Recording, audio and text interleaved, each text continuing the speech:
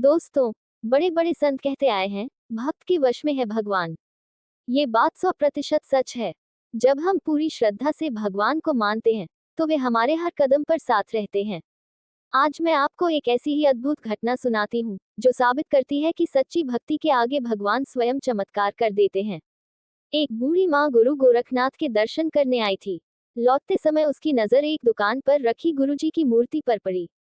मन में लालच आया और उसने चुपके से वह मूर्ति उठा ली। पर जैसे ही वह कुछ कदम चली, उसका हृदय डूबने लगा। आत्मा कोसने लगी, अरे पापिन, तूने गुरु के नाम पर चोरी की। वह तुरंत दुकानदार के पास लौटी और रोते हुए बोली, बेटा, मुझे माफ कर दो। मैंने तेरी दुकान से ये मूर्ति चुरा ली थी। मुझे कोई भी सजा दे, पर मेरा पाप धो डालो।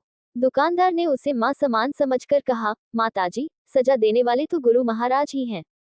देखो, जब तुम मूर्ति ले गई थी, तब तुम्हारा थैला यही छूट गया था, जिसमें 2000 रुपये थे। बूढ़ी माँ ने आंसू भरी आंखों से कहा, नहीं बेटा, ये पैसे तेरे ही हैं। आज मुझे मेरे गुरु मिल गए। उस दिन से वह हर रोज गुरु गोरखनाथ की मूर्ति को सजाती, नहलाती और भोग लगाती। उसकी भक्ति इतनी प्रगाढ़ हो गई कि वह मूर्ति को सजीव मानने लगी। एक दिन बूढ़ी माँ बीमार पड़ गई। उसने अपनी बहू से गुरुजी की सेवा करने को कहा, लेकिन बहू के हाथ से मूर्ति गिर गई। बूढ़ी माँ चीख पड़ी, डॉक्टर को बुलाओ, मेरे गुरुजी को चोट लग गई है। लोगों ने समझाया, ये तो पत्थर की मूर्ति है, पर वह नहीं मानी। जब डॉक्टर ने मूर्ति पर स्टेथोस्कोप रखा, तो सबके होश उड़ गए।